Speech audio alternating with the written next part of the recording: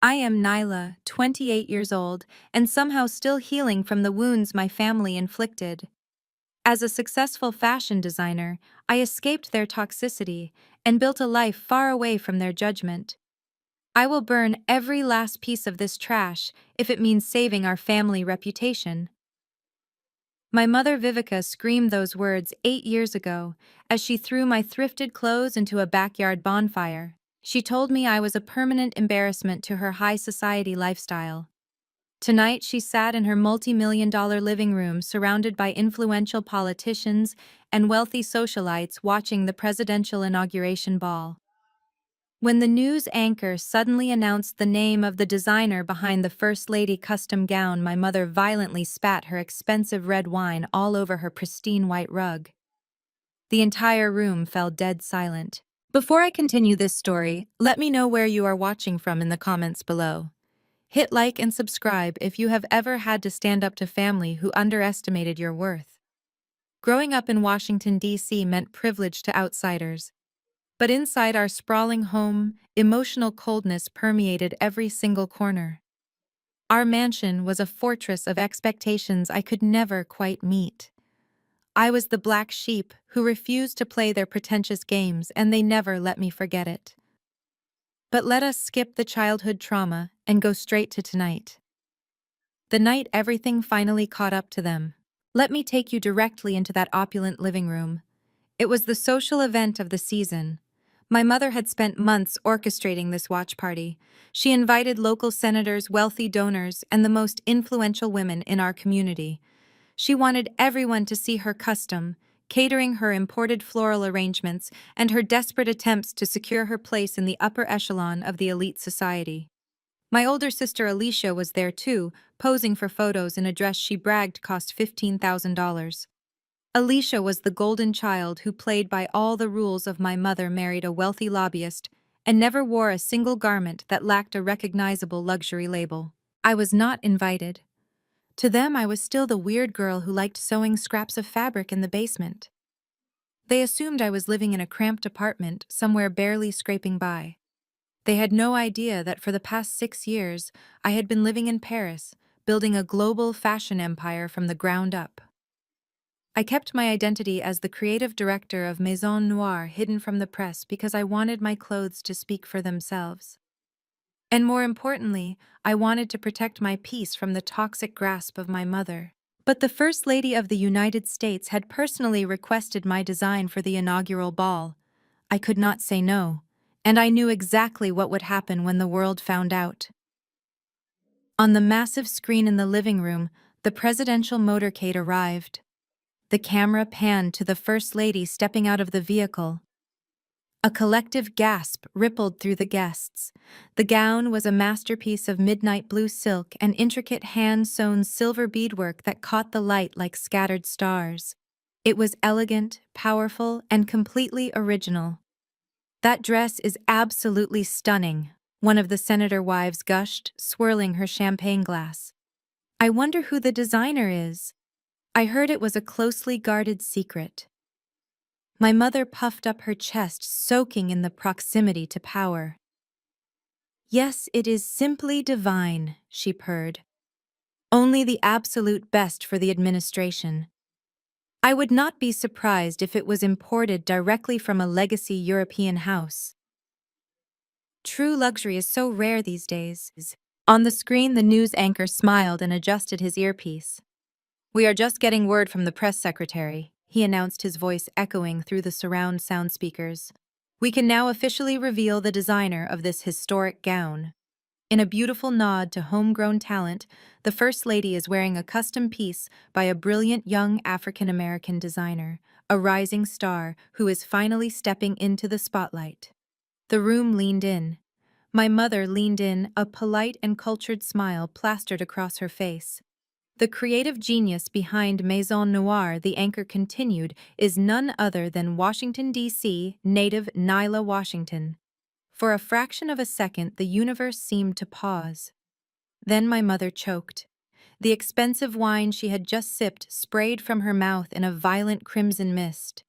It splattered across her stark white designer dress and rained down onto the pristine white Persian rug she had imported just for this event. She coughed uncontrollably, her eyes bulging as she stared at the screen. The polite chatter in the room instantly evaporated. The silence that followed was so heavy it felt suffocating. Dozens of guests turned their heads, slowly shifting their gaze from the smiling anchor on the television to my mother, who is now gasping for air and clutching her stained chest. "Did he just say Nyla Washington?" one guest whispered, breaking the dead silence. "Vivica, is that not your daughter?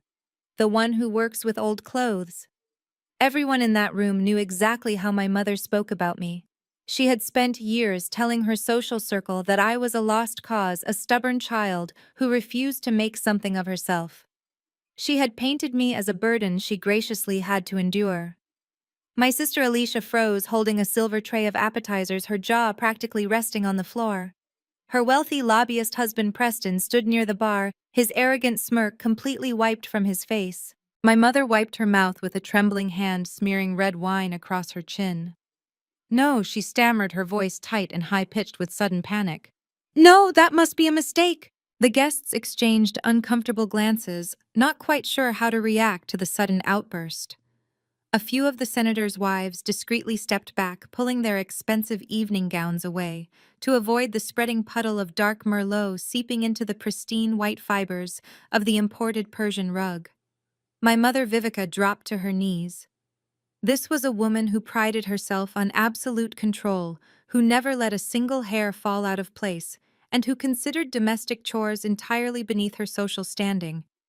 Yet there she was, frantically dabbing at the crimson stain with a thin cocktail napkin, her perfectly manicured nails catching on the wet, expensive wool. "It is just a coincidence." She let out a forced, breathy laugh that sounded more like a desperate choke. "Washington is a very common last name in this city. And Nyla is, well, it is just a bizarre coincidence." She looked up at the room, her eyes darting from face to face, desperate to find someone, anyone who believed her. "My daughter Nyla is absolutely not a designer. She is barely holding down a normal life. She plays with dirty scraps of old fabric in a damp basement. She does not even know how to match a basic pair of shoes, let alone dress the First Lady of the United States for the most important night of the year." The room remained painfully quiet. The massive television screen behind her was still looping footage of the gorgeous midnight blue gown, but my mother fiercely refused to turn around and look at it again. She scrambled to her feet, smoothing down her ruined dress, trying violently to regain her shattered composure. Alicia, my perfect older sister, quickly stepped in to run interference. She set down her silver tray of artisanal appetizers with a loud clatter and walked over to my mother, linking arms with her to present a united front to the wealthy crowd. "Oh, absolutely," Alicia chimed in, her voice dripping with artificial sweetness and a practiced smile. "You all know my little sister Nyla. She is, well, she is creatively confused, to put it nicely. The last time we saw her, she was wearing a moth-eaten sweater she found at a cheap thrift store. The girl literally smells like old dust and generic laundry detergent. The idea of her stepping foot inside the White House or touching anything high fashion is the most ridiculous thing I have ever heard in my entire life." A few of the guests chuckled nervously, grateful for an excuse to break the awkward silence. The tension in the room began to thaw just a fraction. My family was remarkably good at this. They were absolute masters of manipulation, twisting the narrative until it fit perfectly into their pristine little box of lies. Preston, my wealthy white brother-in-law, swirled his expensive aged whiskey and stepped forward to deliver the final blow. He always loved a captive audience, and as a powerful Washington lobbyist, he knew exactly how to work a room to his advantage. "Please," he said with a highly condescending smirk echoing across his face. "Let us be entirely realistic here, folks. High fashion requires massive capital, it requires deep industry connections, and it requires a certain pedigree. Nyla possesses none of those things. In fact, I generously offered her an entry-level clerical position at my firm, just out of pity because the poor girl has absolutely zero ambition. She declined, of course. She was probably intimidated by a real professional work environment. Trust me, The elegant woman standing behind that brand on the screen is a completely different Nyla Washington, probably someone with actual raw talent and a massive trust fund. The guests nodded slowly, their wealthy sensibilities comforted by Preston and his confident, logical explanation. After all, it made perfect sense to them. The world of high fashion was a fiercely exclusive club, and the idea that the messy, rebellious daughter of Vivica Washington had secretly infiltrated it was simply too absurd to entertain. My mother let out a long, dramatic sigh, pressing a manicured hand to her chest, as if she had just miraculously survived a terrible personal ordeal. "Goodness, what a fright," she said, waving her hand dismissively at the television display. For a terrifying moment, I thought I was going to have to explain to the press why my estranged daughter was suddenly masquerading as a creative talent. Can you imagine the absolute scandal that would bring to our doorstep? We have a pristine reputation to uphold in this city, a reputation built on pure excellence, not thrift store delusions. The watch party slowly resumed its previous rhythm. The catering staff quietly rushed in with specialized cleaners to scrub the wine stain from the rug, while my mother quickly retreated to the downstairs powder room to change into a backup designer dress she had prepared for the evening. Alicia and Preston continued to mingle seamlessly, making the rounds and ensuring that every single guest understood that the brilliant Nyla Washington on the television was absolutely positively not related to their family in any capacity. They effortlessly turned my name into a casual punchline. For the next 30 minutes, they entertained the elite crowd with highly exaggerated stories of my past failures. Alicia told the politicians' wives about the time I tried to sew my own high school prom dress and ended up looking like a walking patchwork quilt. She conveniently left out the crucial part where she had taken sharp fabric scissors to my original silk design the night before, out of pure spiteful jealousy. Preston entertained the older wealthy donors with a completely fabricated story about how I once practically begged him for a massive loan to start a fake clothing brand, and how he had to sit me down and teach me basic economics like a child. It was all a complete lie. I had never asked that arrogant man for a single dime in my entire existence. But the actual truth did not matter to them at all. What mattered was the public performance. They needed to ruthlessly tear me down to build themselves up. They desperately needed me to be the ultimate failure so they could comfortably remain the gold standard of success. In the marble powder room, my mother stared intensely at her reflection in the gilded mirror. She applied a fresh coat of expensive red lipstick, trying desperately to ignore the tiny, piercing voice of doubt creeping into the dark corners of her mind. She told herself repeatedly that I was nothing. She convinced herself that the brilliant designer the news anchor had praised was just a phantom, a total stranger who just happened to share my exact name. She had to firmly believe that lie, because the alternative was entirely and completely unacceptable to her fragile ego. If I actually was the creative genius behind Maison Noire, it meant that everything she had ever said about me was completely wrong. It meant that burning my clothes 8 years ago was not an act of tough maternal love, but an act of sheer, blinding cruelty. And Vivica Washington never, ever admitted to being wrong. She stepped back out into the bright living room, her head held impossibly high, a fresh glass of sparkling champagne resting in her hand. The party was back in full swing. The soft jazz music was playing lightly in the background, and the various conversations had safely shifted away from the presidential inauguration and back to local political gossip and rising stock portfolios. The sudden crisis had been officially averted. The grand illusion of the perfect affluent family was completely intact. They felt incredibly safe. They felt completely secure in their insulated bubble of immense wealth and blind arrogance.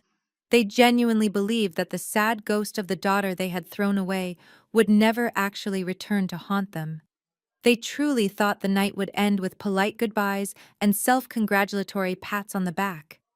But they had absolutely no idea what was waiting for them just on the other side of those heavy mahogany front doors. They had no idea that while they were busy laughing at my expense and drinking their expensive champagne, I was already walking up their sprawling circular driveway. The exact same driveway I had been forcefully banished from 8 years ago, and I was definitely not wearing rags. The heavy mahogany front doors did not just open, they swung wide with a heavy, resonant thud that cut through the soft jazz music floating across the living room. A sudden rush of crisp evening air swept into the warm, heavily perfumed space, carrying with it an undeniable shift in the atmosphere. Every head in the grand foyer turned simultaneously, drawn by the sudden noise and the commanding presence standing perfectly still in the doorframe. I stepped over the threshold into the bright light of the chandelier. I was not wearing the moth-eaten sweater Alicia had so graciously described to her wealthy friends. I was not covered in the dirt and dust of a damp basement. Instead, I was wearing a razor-sharp, custom-tailored power suit spun from the finest obsidian wool. The cut was immaculate, entirely hand-stitched in my Paris atelier, hugging my frame with a fierce, unapologetic elegance that screamed quiet luxury. There were no flashy logos or gaudy designer tags. True wealth does not need to announce itself, and the people in that room, the politicians, the socialites, the old money heirs, recognized that immediately. They recognized the drape of the fabric, the flawless precision of the seams, the undeniable aura of a woman who completely owned her space. The polite chatter died instantly for the second time that night. The clinking of crystal champagne glasses ceased. It was as if someone had sucked all the oxygen out of the massive room. People parted naturally, creating a wide, clear path for me as I slowly walked forward. My heels clicked rhythmically against the polished marble floor, a steady, hypnotic beat that echoed in the suffocating silence. I did not rush. I did not look down. My chin was tilted up and my eyes locked dead ahead. I was completely serene, untouched by the anxiety that used to paralyze me in this very house. I watched as my mother Vivica slowly turned around, her hand still gripping a fresh glass of champagne. The polite, cultured smile she had just spent the last 20 minutes painstakingly rebuilding completely collapsed. It did not just fade, it shattered. Her jaw dropped slightly, and all the color drained from her perfectly contoured face, leaving her looking pale and suddenly very old. Her eyes, wide with a mixture of sheer terror and absolute disbelief, darted frantically up and down, taking in my tailored suit, my sleek hair, my unbothered expression. The glass in her hand trembled so violently that tiny drops of golden liquid spilled over the edge and splashed onto her backup designer dress. She could not speak. The woman who always had a cutting remark, a cruel joke, or a masterful manipulation ready on the tip of her tongue was utterly paralyzed. Alicia stood frozen next to the catered buffet, her fingers white-knuckling a silver serving spoon. The $15,000 dress she had been bragging about suddenly looked cheap in comparison to the bespoke masterpiece I was wearing. The intense, raw jealousy radiating from her was almost palpable. She had spent her entire life trying to outshine me, following our mother's toxic playbook step by step to secure her status as the golden child. And yet, in a single silent moment, I had completely eclipsed her. Beside her, Preston looked as though he had just seen a ghost. The condescending smirk he wore like a second skin had completely vanished, replaced by a deep, unsettling confusion. His eyes narrowed, trying to reconcile the pathetic narrative he had just spun for the senators with the powerful, intimidating woman standing right in front of him. He opened his mouth to say something, probably a reflex, to assert his dominance, but no words came out. I did not say a single word either. I did not have to. My absolute silence was my greatest weapon. For years, I had tried to scream my truth in this house. I had tried to logically explain myself. I had cried and begged for them to just see me as a human being. But arguing with toxic people only feeds their ego. It gives them the validation that they still have power over your emotions. By refusing to speak, by simply existing in my ultimate success, I stripped them of all their power. I was no longer the frightened little girl begging for her mother's approval. I was the creative director of an international fashion house, a woman who had just dressed the First Lady of the United States. And I was standing in their living room, watching their carefully constructed lies crumble into dust. The wealthy guests began to whisper among themselves, but the tone had completely changed. The mocking chuckles were gone, replaced by genuine awe and rapid, curious speculation. The senator wife who had praised the First Lady gown earlier took a tentative step forward, her eyes wide with recognition. She looked from the television screen, which was still showing close-ups of my midnight blue masterpiece, back to me, and then over to my horrified mother. The terrifying realization of the truth was slowly dawning on the entire room. They were putting the pieces together, matching the confident, brilliant designer the news anchor had described with the confident, elegant woman standing in the center of the room. They realized that Vivica Washington had not just been mistaken, she had been lying to their faces all along. I stopped right in the middle of the room, allowing the heavy silence to stretch out until it became almost physically painful. I looked at Alicia, then at Preston, and finally I locked eyes with my mother. All the years of emotional abuse, the gaslighting, the cruel comparisons, the moment she threw my clothes into that blazing fire, it all hung in the air between us. She looked at me with pure desperation, silently pleading with me not to expose her any further in front of her high society friends. But the time for protecting her fragile ego was long gone. Every second that ticked by felt like an eternity for them. I could see the exact moment my mother realized that her entire social standing, the very thing she worshipped more than her own children, was dangling by a single fragile thread, and I was the one holding the scissors. The power dynamic in the room had shifted so violently and so completely that the air felt thick and heavy. I did not need to scream or cry to claim my victory.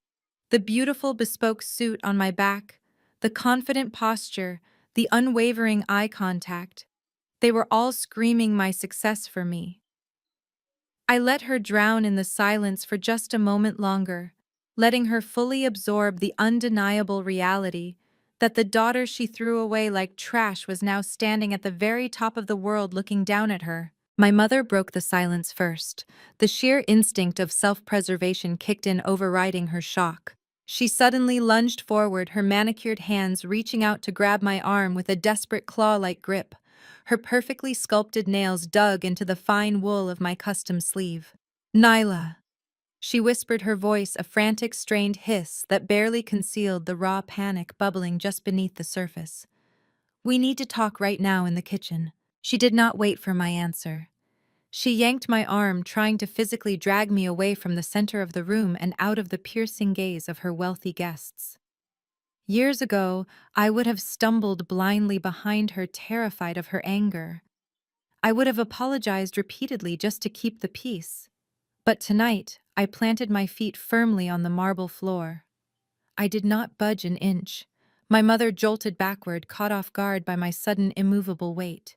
She looked back at me, her eyes wide and wild, silently begging me to comply. I calmly looked down at her hand, gripping my arm, and then I looked back up into her eyes. I gently but forcefully pried her fingers off my jacket. "Lead the way, Vivica," I said, my voice perfectly even and loud enough for the closest senators' wives to hear. I would love a tour of the catering setup.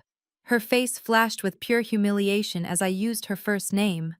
But she had no other choice. She quickly spun around and practically sprinted toward the swinging wooden doors that led to the massive chef's kitchen. I followed behind her at my own leisurely pace, leaving the stunned silence of the living room behind us. Alicia and Preston immediately trailed closely behind me, hovering like anxious guard dogs, terrified of what I might say or do next. The moment the heavy kitchen doors swung shut behind us, cutting off the soft jazz music and the prying eyes of the politicians, the thick facade completely dropped. The kitchen was a chaotic mess of stainless steel counters, half-empty catering trays, and nervous staff members who immediately froze when we burst into the room. The smell of expensive catered food, heavy truffles, and roasted meats hung thick in the warm air, making my stomach turn slightly. It was the smell of pure excess, the smell of a family desperately trying to prove they belonged to a world that would never truly accept them. My mother fiercely clapped her hands together, pointing sharply at the kitchen staff. "Everybody out!"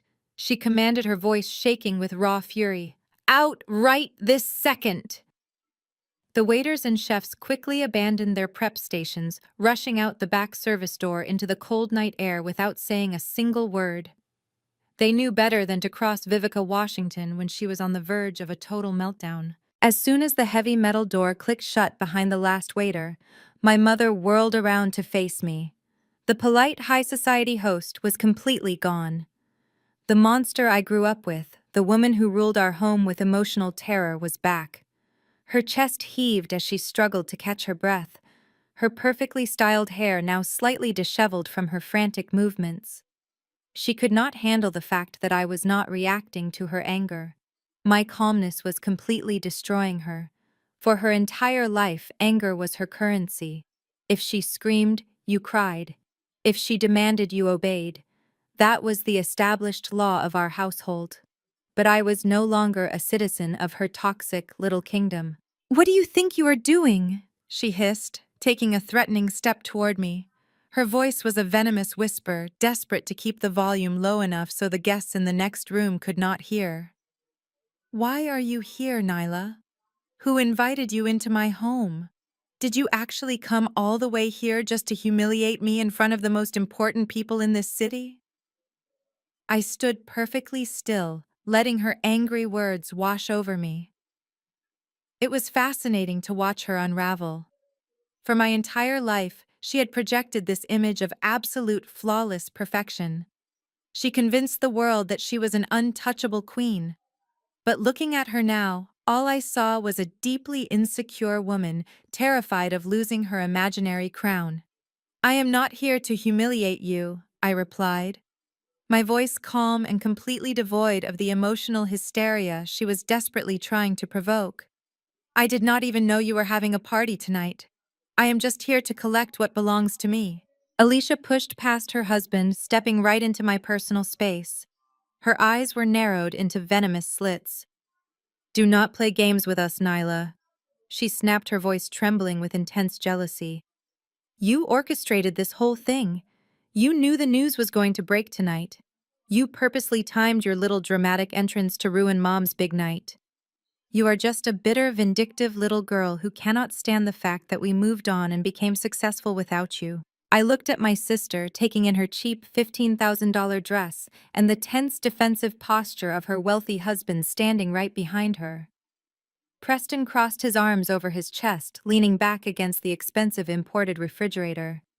He looked me up and down, trying to find a crack in my armor, trying to find the frightened little girl he used to mock relentlessly. But there was nothing there for him to exploit anymore. They were so incredibly predictable. Their entire reality was built on the fundamental belief that I was beneath them. They could not fathom a universe where my success was entirely independent of their existence. They genuinely believed I was still obsessed with earning their approval. "Success," I repeated, letting the word roll off my tongue slowly. I tilted my head, studying Alicia as if she were a strange exhibit in a museum. "You think I care about your watch party, Alicia? You think I spent the last 6 years building an international fashion house just so I could come back here and ruin a local socialite gathering? The ego it takes to believe my life revolves around you is honestly astounding." My mother slammed her hand down on the stainless steel counter, making a loud, sharp noise that echoed in the empty kitchen. "Do not speak to your sister that way," she growled, pointing a trembling finger right at my face. "I do not care what kind of lucky break you stumbled into over in Europe. I do not care if they put your name on the television. You are still my daughter. You are still the same ungrateful, disrespectful child who refused to conform to the standards of this family. You are embarrassing me right now with this ridiculous attitude." She stepped closer, her face flushed with pure toxic rage. "I built this family," she whispered, her eyes burning with intensity. "I sacrificed everything to give you and your sister the best possible life. I curated our image, I secured our status, and I made sure the Washington name meant something in this town. And you threw it all away, for what? to play dress up, to make clothes for strangers. You should be on your knees thanking me for the tough love I gave you. I did not blink. I did not look away. I just stared at the woman who had caused me so much pain for so many years. The kitchen felt suffocatingly hot, but my blood ran completely cold. The silence between us stretched out tight as a piano wire ready to snap at the slightest touch. I was finally ready to burn their house of cards straight to the ground. My mother took my silence as a direct challenge. She stepped even closer to me until I could actually smell the sour undertones of the expensive red wine on her breath. The veins in her neck were visibly throbbing. She pointed a violently shaking finger directly at my chest, her polished fingernails stopping just an inch from the lapel of my jacket. You think you can just waltz in here wearing a fake designer suit and pretend you are better than us? She hissed, her face twisting into a mask of pure spite. You think I do not know exactly who you are beneath all of this? You are the exact same pathetic little girl who used to drag actual garbage into my pristine house. I burned your trashy thrifted clothes in the backyard 8 years ago to save this family reputation. Vivica practically spat the words at me, discarding any remaining shred of maternal warmth. I watched you cry over those worthless rags, and I did not feel a single ounce of guilt. I did it to protect us. I did it because you were a walking embarrassment to the Washington name. You were running around this city looking like a homeless beggar while I was trying to build a legacy. Her words echoed sharply off the cold stainless steel appliances and the marble countertops of the massive kitchen. 8 years ago, those exact words would have shattered me into a million irreparable pieces. I remembered that terrible night so vividly. I was barely 20 years old. I had spent an entire year quietly collecting vintage fabrics, going to estate sales, and digging through dusty thrift stores, saving every single penny I had to buy unique materials I could practice on. I was secretly building my very first design portfolio in the damp basement of this very house. And while I was out working a minimum wage retail job, my mother and Alicia had dragged all of my mannequins, my sketchbooks, and my carefully curated fabrics out into the backyard. They poured lighter fluid over my absolute biggest dreams, and they set them on fire. I remembered running up the driveway and seeing the thick black smoke rising above the manicured hedges. I remembered the suffocating chemical smell of burning silk and melting polyester. I remembered falling to my knees on the perfect green lawn, weeping and begging them to pull my sketchbooks out of the fire, while Alicia just stood there holding a garden hose with a cold, highly satisfied smirk on her flawless face. My mother had stood next to the flames looking down at me like I was a disgusting insect that she had finally squashed. You think a fake designer suit changes who you are? Vivica continued, her voice rising higher in pitch as she fed on her own toxic energy. You can put a stray dog in a diamond collar, but it is still just a stray dog. You are a total fraud, Nyla. You saw an incredible opportunity to steal someone else's identity on national television tonight, and you took it just to ruin my perfect evening. I simply looked at her. I did not flinch. I did not raise my voice to passionately defend myself or validate her ridiculous accusations. The absolute desperation in her eyes was almost tragic to witness. She was fighting so incredibly hard to keep me inside the tiny, insignificant box she had built for me. Because if I successfully escaped that box, her entire worldview would instantly collapse. She desperately needed me to be a failure. Her fragile identity as a superior, successful mother depended entirely on my constant misery. You burned my clothes, Vivica, I said softly, letting the harsh reality of her confession hang in the heavy, stifling air of the kitchen. You destroyed months of my hard work and broke your own child heart because you were terrified of what the wealthy neighbors might whisper behind your back. You traded your own flesh and blood for the cheap approval of women sitting in the next room who do not even genuinely like you. Mom did exactly what she had to do, Alicia snapped, stepping up right beside our mother like a loyal, obedient soldier. You were completely out of control, Nyla. You were hoarding actual trash in the basement and calling it high art. We were just trying to stage an intervention to force you to wake up and live in the real world. The real world. I repeated slowly, scanning the absurdly expensive kitchen, and then looking at the two women standing in front of me wearing outfits that cost more than a standard college tuition. Your real world is built entirely on maxed out credit cards and empty social validation. You burned my clothes because you were absolutely terrified, Alicia. You both looked at the raw things I created in that damp basement, and you saw actual talent.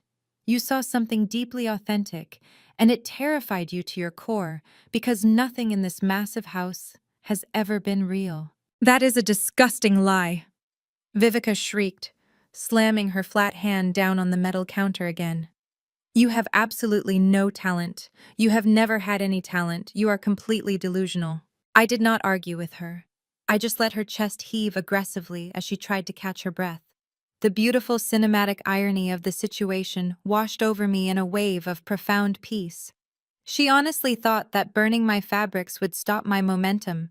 She genuinely believed that turning my very first creations into gray ash would force me to give up my dreams and become a compliant little accessory for her endless social climbing schemes. She did not understand that the massive fire she set that night did not destroy my ambition. It permanently crystallized it. The bitter smell of that thick black smoke had lingered in my memory for 8 long, arduous years, pushing me to work harder and stay awake longer than anyone else in the Paris fashion district.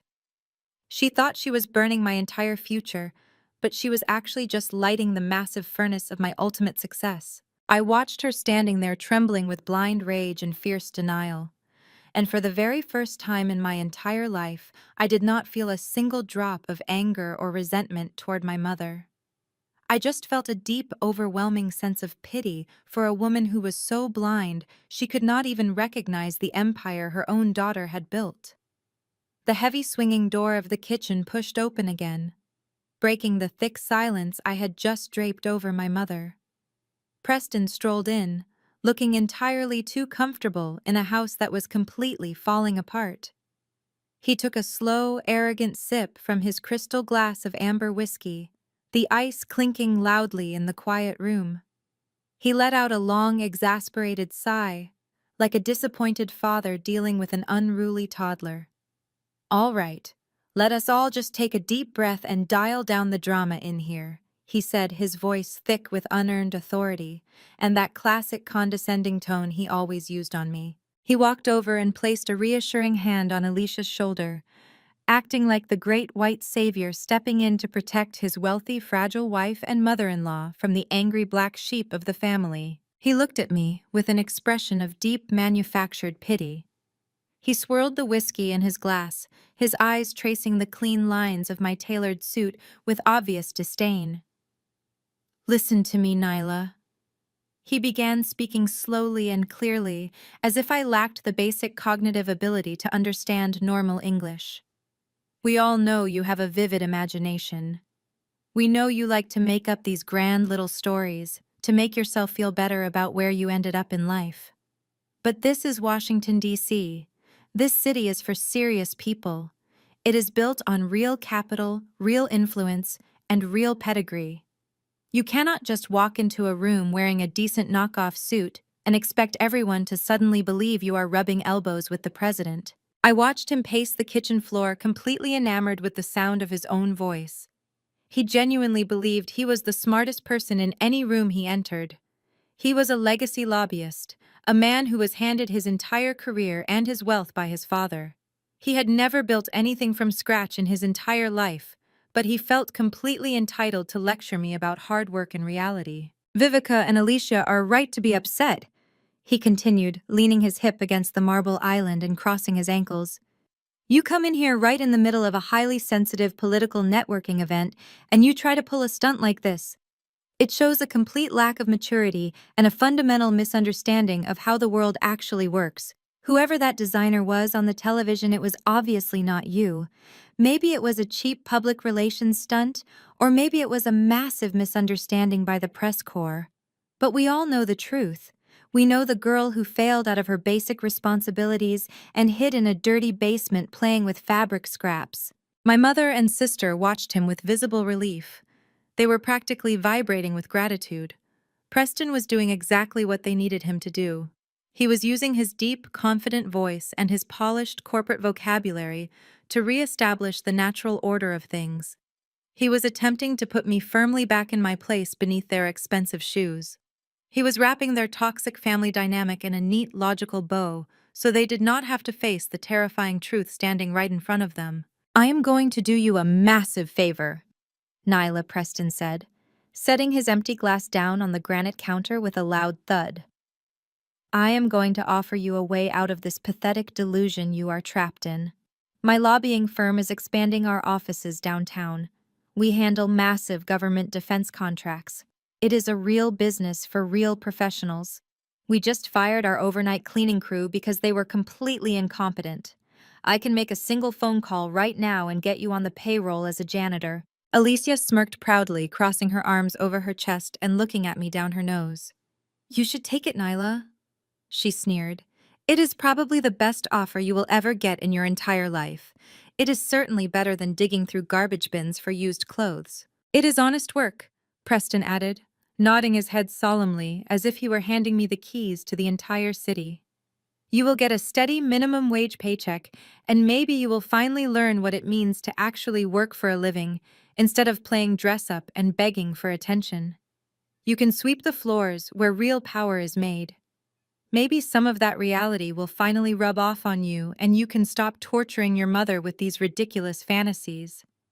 Consider it an act of charity from the family you treat so poorly." The sheer audacity of his words hung in the warm air of the kitchen. The three of them stood there aligned like a solid brick wall of pure arrogance and delusion. They were waiting for me to break. They were waiting for the tears to fall, for the angry screams to escape my throat.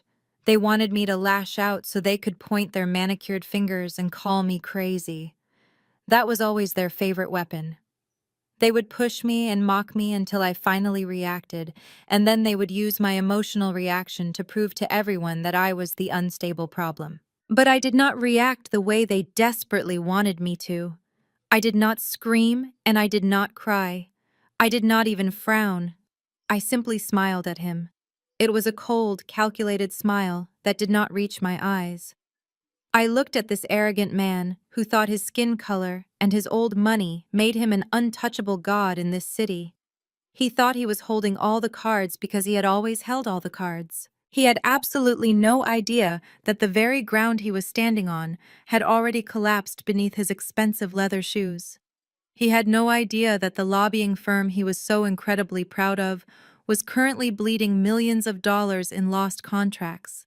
He was so busy trying to play the benevolent white savior to my deeply flawed family that he could not see the massive financial tidal wave rushing straight toward him.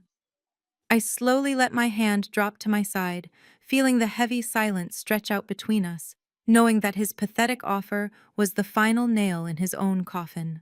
I kept my eyes locked on Preston, letting my cold smile fade into a perfectly blank expression. The kitchen was so quiet, you could hear the low hum of the expensive imported refrigerator. "You are offering me a job as a janitor, Preston?" I asked, my voice barely above a whisper, but echoing clearly against the tile walls. "A job sweeping the floors of Harrington and Associates." He puffed out his chest and nodded proudly, clearly expecting me to thank him for his incredible generosity. "Yes, Neela," he replied, his tone dripping with fake sympathy. "Someone has to clean up the messes of important people." I took a single slow step toward him, closing the distance just enough to make him subconsciously shift his weight. "It is a very generous offer, Preston," I said smoothly. "But I am not quite sure how you plan to pay my minimum wage salary when your firm is currently drowning in massive debt." His proud posture stiffened immediately. Alicia let out a sharp laugh, rolling her eyes. "What are you even talking about, Nyla?" she scoffed. "Preston runs one of the most successful lobbying firms in Washington." I did not look at my sister. I kept my gaze pinned entirely on him, watching the color slowly drain from his arrogant face. Harrington and Associates closed at $14.20 a share. This afternoon I recited clinically, my voice completely devoid of any emotion. "Down 42% since the beginning of the third quarter. You lost the massive aerospace contract last month because your lead negotiator was caught embezzling funds." 2 weeks ago, the Department of Defense officially pulled out of your cybersecurity initiative, leaving you with an $8 million deficit. And just yesterday morning, your top 3 senior partners quietly tendered their resignations, effectively gutting your entire operational staff. The silence in the kitchen became absolute. Vivica stopped breathing. Alicia looked from me to her husband, a deep, confused frown forming on her forehead. Preston, I am sure it is just a minor setback. I continued, tilting my head slightly. But taking out a massive high-interest loan against your own personal assets to cover the firm operating costs seems like a desperate move for a man who claims to hold so much power in this city. Preston stood there completely paralyzed. His jaw was tightly clenched and a single drop of sweat formed near his hairline. He opened his mouth to speak, but closed it again, entirely unable to form a coherent sentence. The confident, wealthy lobbyist, who had just offered me a mop and a bucket, was suddenly looking at me as if I were a terrifying monster that had just crawled out of his darkest nightmares. "How do you know that?" Alicia demanded, her voice shaking slightly as she looked at her pale husband. "Preston, tell her she is lying. Tell her she is just making up crazy numbers to scare us." But Preston could not speak. He was entirely exposed. He had spent the last 6 months desperately hiding his massive financial failures from his wife and his mother-in-law. He had kept up the charade of the wealthy, successful provider buying Alicia $15,000 dresses and funding Vivica and her lavish watch parties, all while secretly bleeding cash. And now the failure he despised was casually reciting his highly classified corporate secrets in the middle of a catered kitchen. "How on earth could you possibly know about the internal partner resignations?" Preston finally choked out, his voice reduced to a hoarse whisper. "That information is heavily restricted. It has not even gone to the board of directors yet." I smiled again, but this time there was no warmth in it at all. It was the smile of an apex predator circling its wounded prey. "You underestimate me, Preston," I said softly. "You always have. You look at me and you see the girl you used to bully. You see the easy target. You are so blinded by your own arrogance and your precious old money pedigree that you never bother to look at the people you step on. You think the world only exists inside your private country clubs and your exclusive boardrooms." I took another slow step forward, forcing him to press his back against the granite counter. "The luxury fashion industry is not just about making pretty dresses. Preston," I explained, my voice smooth and lethal, "it is a multi-billion-dollar global ecosystem. We share investors with aerospace firms. Our hedge fund managers sit on the same advisory boards as your defense contractors. Information flows freely when you are sitting at the head of the table. The people you answer to, the men you beg for contracts, they are the exact same people who heavily invest in my collections." Vivica leaned against the stainless steel sink, looking as if she were about to genuinely faint. The pristine image of her wealthy, perfect son-in-law was rapidly dissolving right before her eyes. "Preston, is this true?" she asked, her voice trembling with barely contained panic. "Are you really losing the firm?" Preston ignored her. His eyes were locked on me, filled with a frantic, desperate energy. He was trying to calculate how much damage I could actually do. He was trying to figure out if I was just bluffing, or if I genuinely held the power to destroy him. "You are lying," he spat, trying to muster a shred of his former bravado, but his voice cracked terribly. "You are a high school dropout who sews rags in a basement. You do not know anything about high finance or government contracts. You are just regurgitating rumors you heard somewhere." I reached into the inner pocket of my custom-tailored jacket. My movements were slow and deliberate. I pulled out my sleek smartphone and tapped the screen a few times, bringing up a highly secure financial dashboard. I held the phone out toward him, keeping it just out of his reach. "Read it, Preston," I commanded softly. He leaned forward, his eyes frantically scanning the glowing screen. The dashboard displayed the real-time plummeting metrics of his firm, along with flagged notices from major creditors. It was raw, unassailable data pulled directly from the private equity firm that handled my personal wealth management. His breathing became shallow and erratic. His hands began to shake so badly he had to grip the edge of the granite counter to keep himself upright. "You see, Preston?" I continued, putting the phone back into my pocket. "I do not need to make things up. The truth is already damning enough. You built your entire identity on the illusion of success, while looking down on me for actually trying to build something real. You laughed when my mother burned my work. You mocked me when I left this city with nothing. And now you are standing here totally bankrupt both financially and morally, offering me a job cleaning your empty office." Alicia grabbed his arm, digging her expensive nails into his suit jacket. "Preston," she shrieked, her voice echoing shrilly in the kitchen. "Tell me this is a joke. Tell me we are not broke. We just bought the summer house in the Hamptons. We have a payment due next week." Preston violently yanked his arm away from her, his face twisting with sudden rage and deep humiliation. "Shut up, Alicia," he snapped, losing complete control of his polished persona. "Just shut up for 1 single minute." The golden child stumbled back, utterly shocked by her husband's sudden unhinged aggression. Vivica gasped, pressing a hand to her mouth. The perfect family was imploding from the inside out, and I had barely even lifted a finger. I had simply held up a tiny mirror to their lies and let them tear each other apart. Alicia stood there staring at the man she had married solely for his status and wealth. The shiny veneer of her perfect marriage was cracking wide open, exposing the rotten core underneath. She had spent years mocking my clothes and my ambitions because she felt entirely secure in her luxury bubble. And now that bubble had just violently popped. I watched the panic settle over them like a heavy, suffocating blanket. For years, they had used money as a weapon against me. They had used their wealth to prove that they were superior and I was inferior. But the universe has a very strange way of balancing the books. "You should really take better care of your business, Preston," I whispered, leaning in slightly. "The janitor position you offered me might be the only job you are qualified for by the end of the month." The heavy silence in the kitchen was suddenly shattered by Alicia. She had spent her entire life carefully curating a flawless reality where she was the untouchable princess, and any threat to that reality had to be immediately neutralized.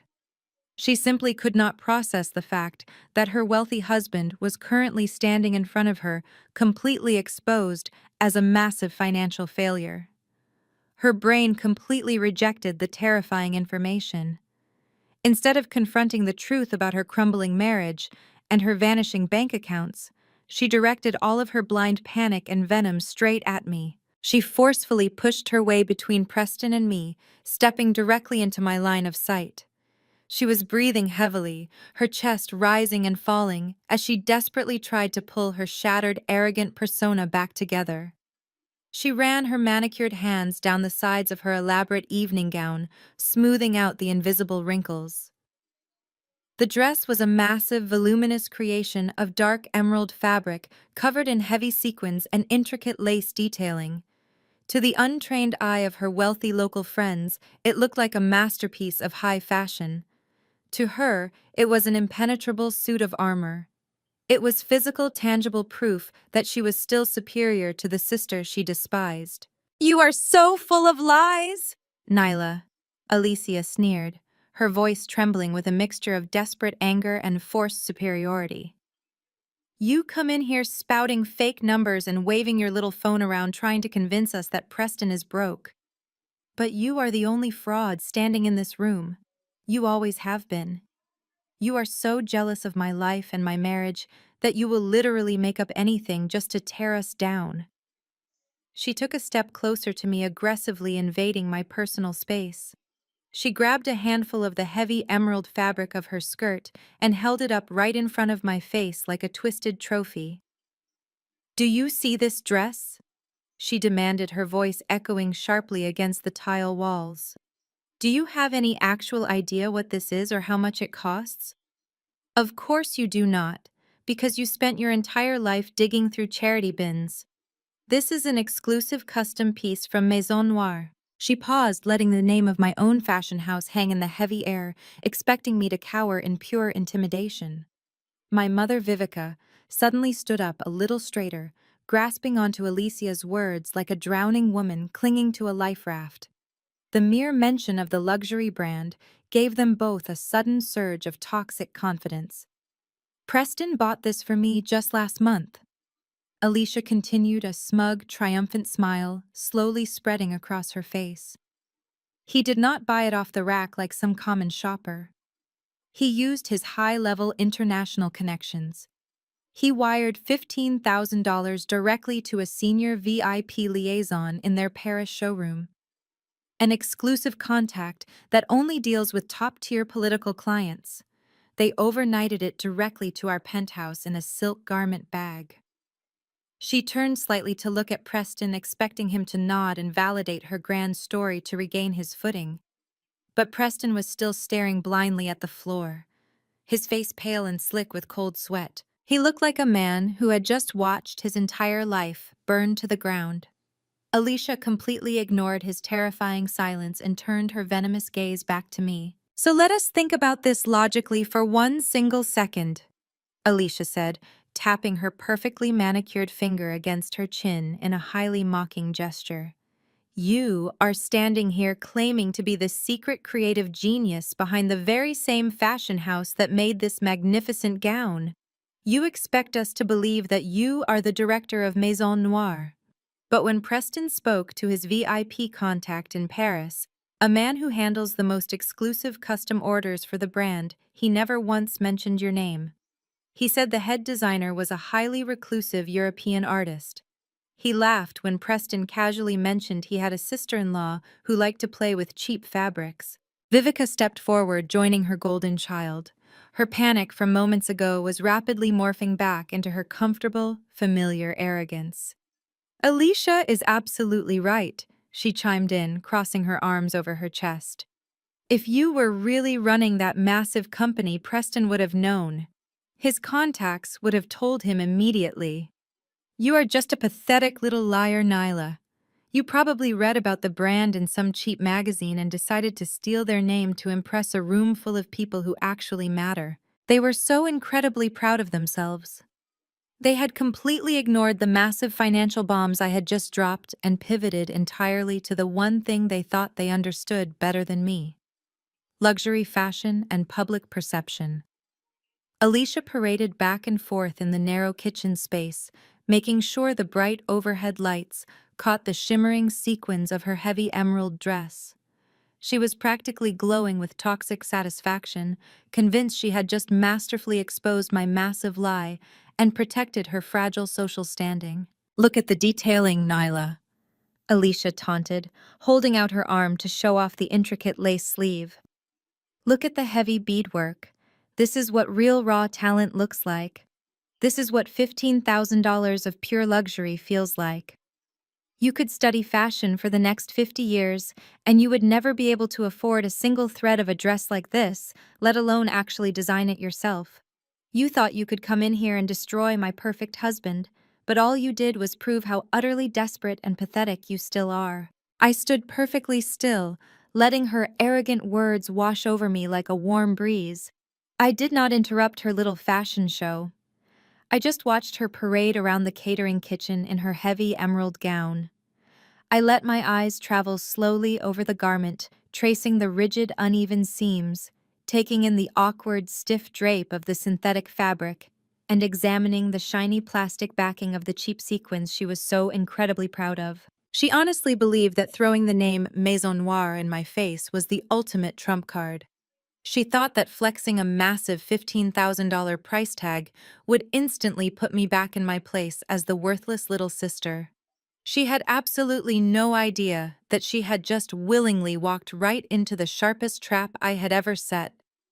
I kept my expression completely blank, but inside, I was finally smiling. The sheer poetic justice of this exact moment was almost too perfect to be real. They desperately wanted to talk about the dress, and I was more than happy to oblige them. I took a slow, deliberate step toward my sister, closing the narrow gap between us. Alicia stood her ground, tilting her chin up defiantly, completely convinced she had just won the ultimate victory. She thrust her hip out, letting the harsh fluorescent catering lights reflect off the heavy sequins of her emerald gown. "It is a very bold color, Alicia," I said softly, raising my right hand. Before she could pull away or slap my arm down, I reached out and firmly pinched the thick fabric near her collarbone. I rolled the stiff material between my thumb and forefinger, feeling the rigid, unnatural friction of cheap synthetic fibers. A genuine Maison Noire gown is spun from pure organic silk and hand-dyed in the south of France. It feels like cool water against the bare skin. Your dress feels like melted plastic. "How dare you touch me?" Alicia hissed, trying to yank the heavy fabric out of my grip. But I held on tight and swiftly flipped her inner collar inside out, exposing the hidden seam resting against her neck. I did not even need to look closely, because the evidence was completely glaring. "You see this stitching, Alicia?" I asked, pointing to the frayed, uneven white thread binding the heavy collar together. "At Maison Noire, we only use single-strand silk thread, perfectly matched to the exact hex code of the garment. We do not use highly abrasive polyester thread, and we absolutely never use industrial fabric glue to secure our sequin panels." I traced my finger down the rigid zipper line on her back. "Furthermore, every single custom piece we create carries a unique digital tracking tag woven seamlessly into the lower left hem. It registers the exact artisan who crafted it and the specific elite client who purchased it. Your dress has a generic paper tag poorly sewn into the neckline with a barcode that links directly to a wholesale mass production factory in Guangzhou, China. Furthermore, your dress smells faintly of highly toxic industrial adhesive." Alicia snatched her collar back, her eyes wide and deeply panicked. She looked down at her dress, suddenly seeing the cheap, glaring flaws I had just pointed out to her. "No," she stammered, taking a step back, her voice trembling. "No, Preston bought this directly from the Paris showroom. He showed me the digital receipt. He paid $15,000 for it." I shifted my cold gaze from my trembling sister to her utterly defeated husband. Preston was leaning heavily against the kitchen counter, looking like he might physically vomit. His face was entirely drained of blood. "Oh, I am sure he showed you a receipt, Alicia," I said, my voice echoing with icy calm. "But Preston did not wire $15,000 to a Paris VIP contact.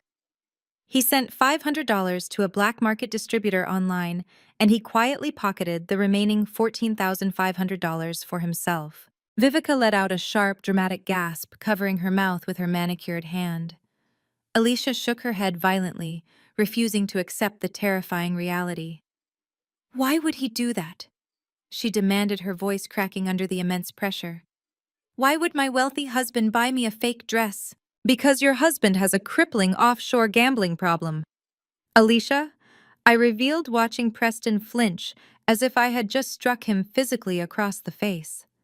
That massive deficit at his lobbying firm was not just from lost government contracts. He has been quietly siphoning money from your personal accounts to pay off highly aggressive creditors in Atlantic City. He could not afford to buy you a real designer gown without completely draining your joint savings account. So he bought you a cheap knockoff to keep you quiet, and used the rest of the stolen cash to cover his massive gambling debts. The kitchen fell so silent you could hear the rapid, shallow breathing of my mother and sister.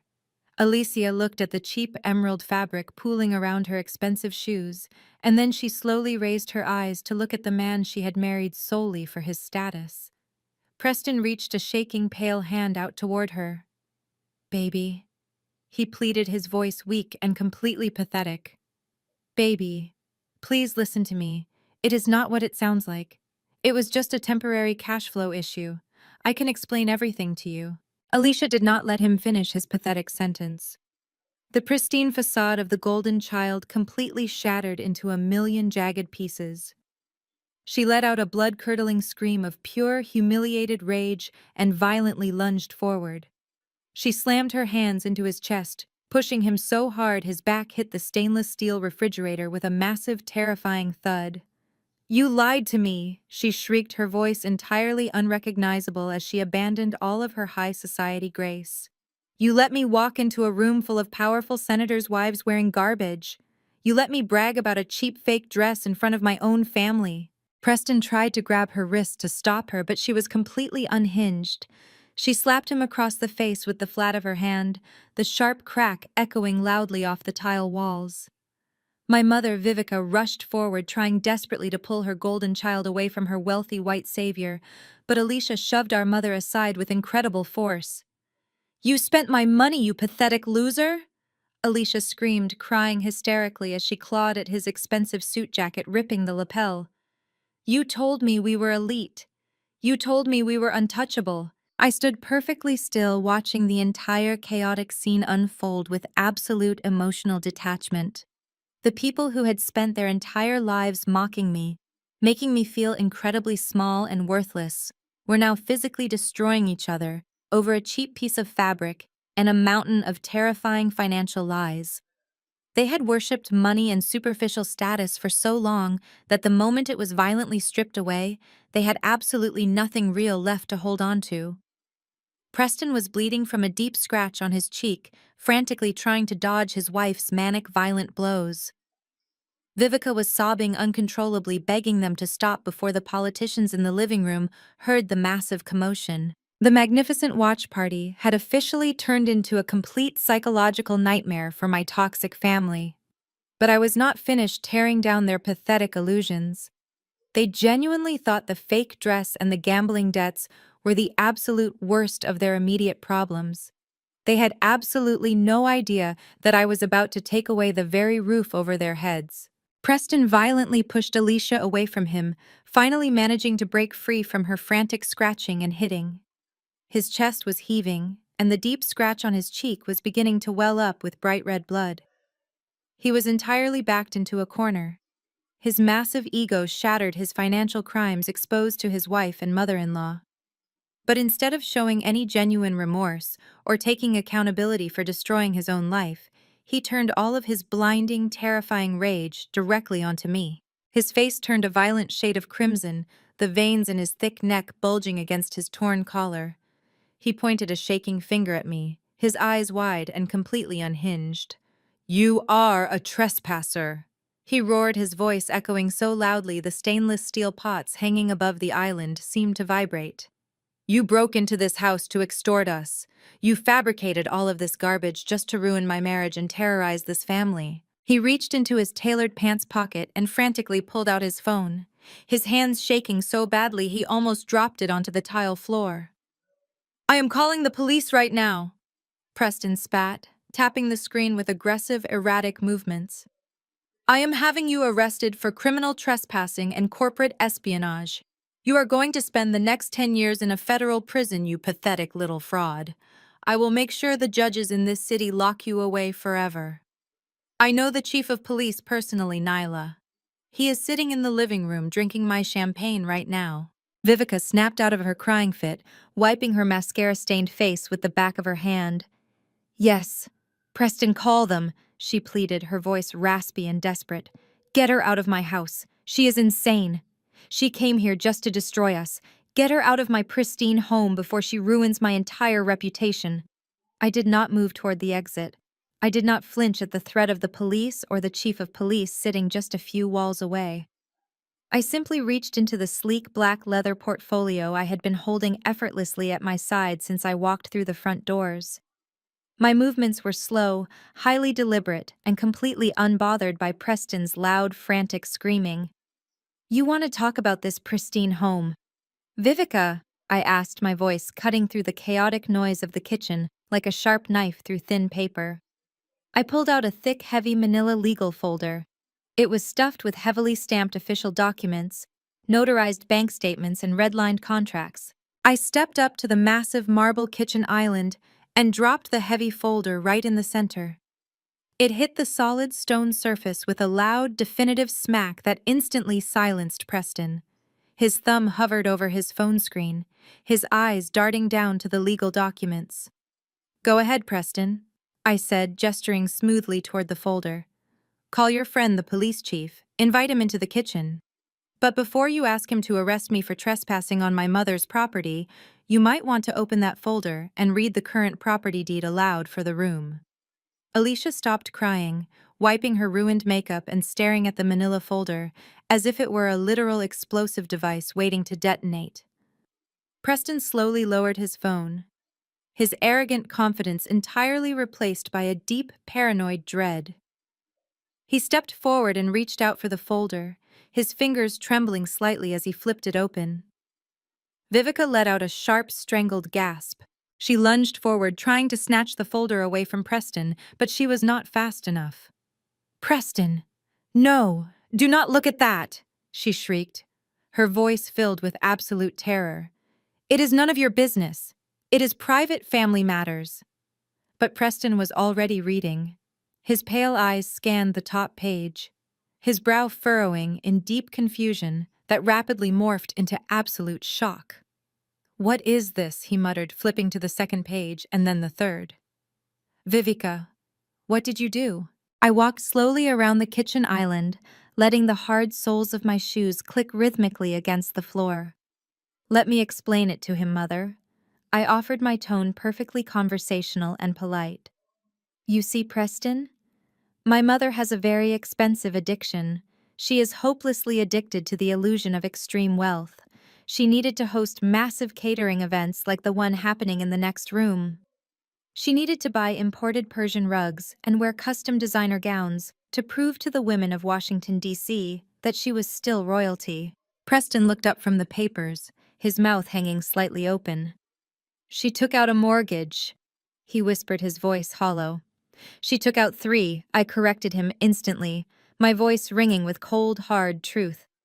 She secretly mortgaged this massive estate 3 separate times over the last 5 years.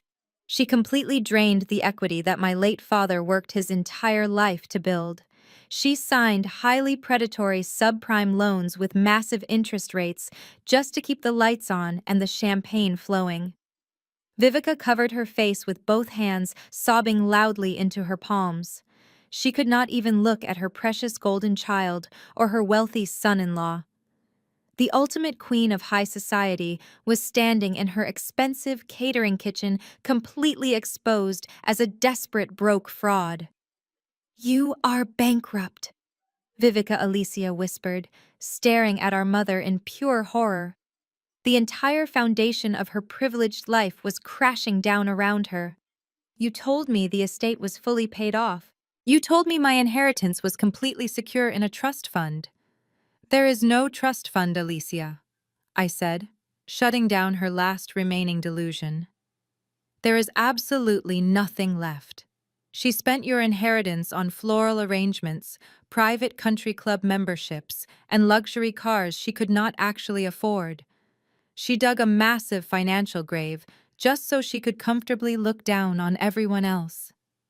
Preston threw the heavy folder back onto the marble island in utter disgust. The papers scattered across the smooth stone, revealing the massive red numbers and the final foreclosure notices from the bank. You crazy old woman!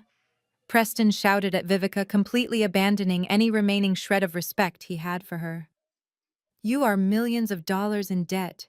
You have been living off my money for the past 2 years, pretending you were an old money heiress, while you were secretly bleeding me dry. But Preston? I reminded him softly, you did not have any real money either, did you? You were both just entirely using each other. You used my mother's fake social standing to secure your lobbying clients, and she used your fake wealth to maintain her country club facade. You are a match made in heaven. 2 desperate, pathetic frauds trying to outplay each other while secretly drowning in massive, insurmountable debt. The police threat was completely forgotten. Preston stood there gripping the edge of the marble island, staring blankly at the foreclosure notices. The reality of their situation was finally sinking in, crushing the life out of their massive egos. They had spent the entire night mocking me for being poor and uneducated, and now they were looking at the very real legal documents that proved they were completely destitute. But the absolute best part of the manila folder was still waiting to be discovered. They had seen the mortgages, and they had seen the massive debt. But they had not yet flipped to the very last page. They had not yet seen the official transfer of ownership. They still thought the bank was coming to take the house. They did not know the absolute terrifying truth. Preston turned to the very last page of the thick stack of legal documents. His hands were shaking so violently that the heavy paper rattled against the solid marble countertop. He scanned the final paragraphs, his eyes darting back and forth across the dense legal jargon, until they finally locked onto the bold black ink at the bottom of the page. The official stamp of transfer. The name of the purchasing entity that had bought out the foreclosure from the major national bank. He blinked hard, rubbing his eyes as if he were trying to clear a sudden blur from his vision. He read the name of the private equity firm aloud, his voice barely a raspy whisper. Nova Holdings Corporate Trust. He looked up at me, a deep crease forming between his brows. Who is Nova Holdings? He asked, his brain clearly struggling to process the rapidly unfolding nightmare. Why does it say the title was officially transferred to them yesterday morning? I took a slow, deliberate breath, letting the pure, absolute silence of the kitchen wrap around us like a heavy velvet blanket. When a major bank is forced to foreclose on a highly toxic property, Preston? I explained, my voice, smooth and clinical, like a professor lecturing a failing student. They rarely want to deal with the messy, legal process of evicting the residents and selling the estate at a public auction. Instead, they bundle those bad debts and sell them off to private equity firms for pennies on the dollar. It is a very common practice in high finance. You should know this, considering you pretend to be a powerful corporate lobbyist. Preston swallowed hard, his chest heaving under his torn suit jacket. Yes, I know how bad debt works, he snapped weakly. But who is Nova Holdings? Why did they buy my mother-in-law's house? I smiled, a genuine, chilling smile that finally reached my eyes. Nova is the Latin word for New Preston, I said softly. And it just so happens to be the parent company that manages the massive global assets of Maison Noire. I am the sole primary shareholder and the executive chairwoman of the board. The words hung in the air, suspended in time. Vivica let out a low, agonizing moan that sounded like a wounded animal. Alicia collapsed backward against the caterer's prep table, sending a tall stack of silver serving trays crashing to the tile floor with a deafening metallic clatter. But nobody rushed in to check on the noise. The kitchen staff had already fled, and the wealthy guests in the living room were completely oblivious to the brutal destruction happening just a few walls away. Preston staggered backward as if I had just shot him squarely in the chest. He bumped into the expensive double-door refrigerator, sliding down slightly until he caught his balance. You... He breathed, his face completely devoid of color. You bought the debt. You bought the house. I did not just buy the debt, Preston. I corrected him, my tone dropping to a deadly serious register. I bought the absolute ownership of this entire property. Every single brick, every imported Persian rug, every blade of grass on the perfectly manicured lawn. It all legally belongs to me now. I am the sole owner of the Washington family estate, and that means I am your new landlord. Vivica pushed herself away from the granite island, her legs trembling so badly she could barely stand upright. She stumbled toward me, reaching out with both hands, as if she were trying to grab onto a ghost. Nyla, she cried, hot tears streaming down her heavily made-up face, smearing her expensive foundation. Nyla, please, you cannot do this. This is my home. This is the house you grew up in. You cannot take it away from your own mother. I looked down at her grasping hands and took a single step backward, completely out of her reach. She stumbled and fell to her knees on the cold tile floor, sobbing hysterically into the fabric of her ruined backup dress. You did not act like a mother when you burned my clothes, Vivica, I said, looking down at her writhing, pathetic form. You did not act like a mother when you told your high society friends that I was a disgusting failure. You treated this house like an exclusive country club, and you actively banished me from it because I did not fit your incredibly fake aesthetic. Alicia was hyperventilating now, clutching her chest as she slid down the cabinets to sit on the floor next to the scattered silver trays. "Where are we going to go?" she sobbed, rocking back and forth in her cheap $15,000 knockoff gown. "We do not have any money. Preston spent everything. The bank accounts are frozen. Where are we supposed to live, Neela?" I looked at my older sister, the golden child who had spent her entire existence mocking me and trying to keep me entirely beneath her. "That sounds like a serious personal problem, Alicia," I replied, entirely unmoved by her dramatic tears. "Perhaps Preston can use his elite political connections to find you a nice, comfortable cardboard box downtown. Or maybe you can go stay at that imaginary summer house in the Hamptons he supposedly just bought for you." Preston pushed himself off the refrigerator, his fists tightly clenched at his sides. His white savior complex was still desperately trying to fight its way out of the massive grave he had dug for himself. "You cannot just throw us out into the street tonight," he yelled, his voice cracking with pure terror. "It is highly illegal. We have tenant rights. You have to give us formal legal notice."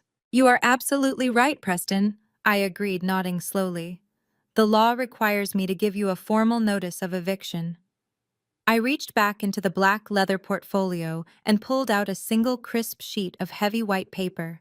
I placed it gently on the marble island, right next to the massive pile of foreclosure documents. "This is your official 30-day notice to vacate the premises.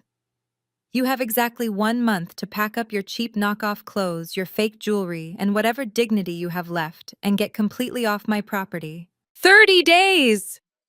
Vivica shrieked, her voice echoing off the ceiling. "You cannot do this to me, Nyla. My entire life is in this house. My friends are in the next room. If they find out I am broke and homeless, I will be completely ruined.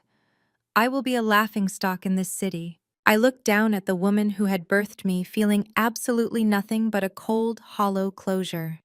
"Your friends in the next room do not actually care about you, Vivica," I stated calmly, watching the brutal truth finally sink into her mind. "They only care about the expensive champagne you pour for them and the perfect image you project. The moment they find out you are bankrupt, they will drop you faster than you dropped me. You built a fragile paper castle entirely on lies and vanity. And now the wind is finally blowing." The reality of their situation settled heavily over the chaotic kitchen. There was no magical loophole to exploit. There was no wealthy investor coming to save them. Preston could not talk his way out of it, and Alicia could not buy her way out of it. They were completely and utterly trapped by their own toxic consequences. The massive house that had always been a terrifying prison for me was now officially mine, and I was using my key to lock them entirely out of my life. I let them sit there in their profound misery for a few more moments, listening to the pathetic sounds of their weeping. It was the sweetest symphony I had ever heard. They were finally experiencing the exact same deep, crushing humiliation they had forced me to endure for 20 years. They were completely stripped of their false superiority and left with nothing but the ugly, undeniable truth of their own failures. But the night was not quite over yet. The ultimate knockout blow. The massive public spectacle they feared more than anything else in the entire world was already walking up the front steps of my new house. Vivica slowly pushed herself up from the cold tile floor. Her heavy makeup was completely ruined, running down her cheeks in dark, jagged streaks. The fierce, arrogant monster I had faced just 20 minutes ago was entirely gone, replaced by a pathetic, desperate woman grasping at straws. She realized that her anger and her empty threats had absolutely no effect on me, so she instinctively shifted to the only other weapon she had left in her toxic emotional arsenal. She began to play the absolute victim. "Nyla, my sweet, beautiful girl," Vivica whispered, her voice trembling with forced emotion. She clasped her hands together against her chest, looking up at me with wide, tear-filled eyes. "I knew it. Deep down in my heart, I always knew you were destined for absolute greatness. I stared at her, completely fascinated by the sheer psychological gymnastics she was attempting to perform right in front of my eyes. Just moments ago, she called me a pathetic fraud and a high school dropout who played with garbage. Now she was trying to claim total ownership of my massive global success. You see? Vivica continued, stepping a little closer, her voice taking on a sickly sweet tone of maternal pride that made my skin crawl. Everything I did to you was for a profound reason. When I burned your clothes that night, it broke my heart, Nyla. It really did. But I had to do it. I had to be the villain in your story, so you would finally wake up. I had to give you that tough love to push you out of your lazy comfort zone. Alicia looked up from the floor, staring at our mother as if she had suddenly grown a second head.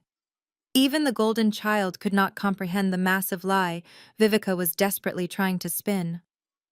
Alicia was watching her own mother instantly abandon her to attach herself to the new source of wealth. The sheer betrayal on my sister's face was almost tragic. If I had not been so terribly hard on you, Vivica pleaded, her hands reaching out toward me again, trying to grab my tailored sleeve. If I had not pushed you away from this house, you never would have gone to Paris. You never would have built Maison Noire. You never would have become a billionaire making custom gowns for the First Lady. I gave you the intense fire you needed, Nyla. My tough love made you the incredibly successful woman you are today. You owe your entire empire to me. The sheer audacity of her words hung heavily in the suffocating warm air of the catering kitchen. It was the classic gaslighting anthem of every emotionally abusive parent in history. She was completely erasing all the years of deep psychological torture, the cruel daily insults, the deliberate sabotage, and trying to rebrand it as a masterclass in highly effective parenting. She genuinely believed she could manipulate me into feeling grateful for the massive trauma she had intentionally inflicted upon my life. She wanted me to thank her for the nights I spent crying myself to sleep. She wanted me to thank her for the severe anxiety attacks and the crippling self-doubt she planted in my brain. "You think you built me, Vivica?" I asked, my voice dropping to a low, dangerous whisper that forced her to stop moving. "You think your immense cruelty was some kind of brilliant, calculated strategy to ensure my ultimate success?" "Yes," she sobbed, nodding her head frantically as fake tears poured over her eyelashes. "A mother always knows exactly what is best for her own child. I made you strong, Nyla. I made you totally unstoppable." I let out a dry, hollow laugh that held absolutely no humor or warmth. The sound of it made Preston flinch against the refrigerator and caused Alicia to shrink further back against the wooden cabinets. "You did not make me strong, Vivica," I replied, looking directly into her frantic, desperate eyes. "I made myself strong in spite of you. I survived your incredibly toxic house. I survived your endless verbal abuse and your disgusting favoritism. I built my international empire using the heavy stones you constantly threw at my head, hoping I would drown." I stepped forward, forcing her to take a trembling step back. "Do not ever try to steal the credit for my survival," I warned her, my words cutting through her fake, pathetic tears like a perfectly sharpened blade. "You burned my clothes because you were deeply embarrassed by me. You kicked me out because I did not fit into your pathetic social climbing narrative. And you wanted to impress the shallow women drinking your expensive wine. You did not foresee my success. You genuinely wanted me to fail so you could point your manicured finger at me and feel much better about your own empty, meaningless existence." Vivica shook her head violently, refusing to accept the harsh, undeniable reality I was forcing down her throat. "No, Nyla, please," she begged, dropping her hands to her sides in total defeat as her entire narrative collapsed. "You have to understand my intentions. We are blood. We are a family. You cannot just abandon your own family when we need you the most. You have enough money to save all of us right now. You can easily pay off the bank debts. You can fix Preston's failing firm. You can buy Alicia a new wardrobe. We can be a real happy family again." "A real family?" I repeated the words, tasting like bitter ash in my mouth. "You do not want a daughter, Vivica. You want a blank check? You want a silent, obedient sponsor to fund your expensive catering bills and your exclusive country club memberships. You want me to pay for the distinct privilege of being emotionally abused by you for the rest of my natural life. I looked at the three of them trapped together in the wreckage of their own making. The mother who traded her soul for temporary social status. The sister who married for shallow money and ended up with absolutely nothing. And the wealthy brother-in-law who gambled away his entire identity and his firm. They were a perfect, tragic portrait of toxic greed and profound, endless delusion. I do not owe you a single dime, I told her firmly, watching the last tiny spark of hope completely die in her terrified eyes. I do not owe you my forgiveness, and I certainly do not owe you my future. You made your permanent choices 8 years ago when you struck that match in the backyard and smiled while my dreams turned into dark smoke. Tonight is simply the universe finally handing you the ultimate bill. Alicia began to cry louder, realizing that her mother was perfectly willing to throw her under the bus to get to my money. The golden child was finally experiencing the exact same abandonment I had felt my entire life. Preston just stared blankly at the floor, completely broken by the realization that his massive white savior complex had been permanently destroyed by the very person he thought was beneath him. They had nothing left to say. Their weapons were entirely depleted. Their words meant absolutely nothing to me anymore. It was a profound feeling of complete emotional liberation. I was standing in the exact same room where they used to terrorize me, but I felt incredibly light. The heavy, invisible chains of childhood trauma simply dissolved into thin air. She tried to speak again, her mouth opening and closing like a suffocating fish, but no words came out. Her entire fake reality had completely crumbled, leaving her permanently trapped in a massive pit of her own making. The toxic gaslighting had completely failed. The fake motherly tears had bought her absolutely nothing. She finally realized that the obedient, desperate little girl she used to easily control was entirely dead, and the powerful, wealthy woman standing in front of her was completely immune to her toxic poison. I turned away from my weeping mother, breaking the intense eye contact, and looked toward the heavy, swinging doors that led back out to the main living room.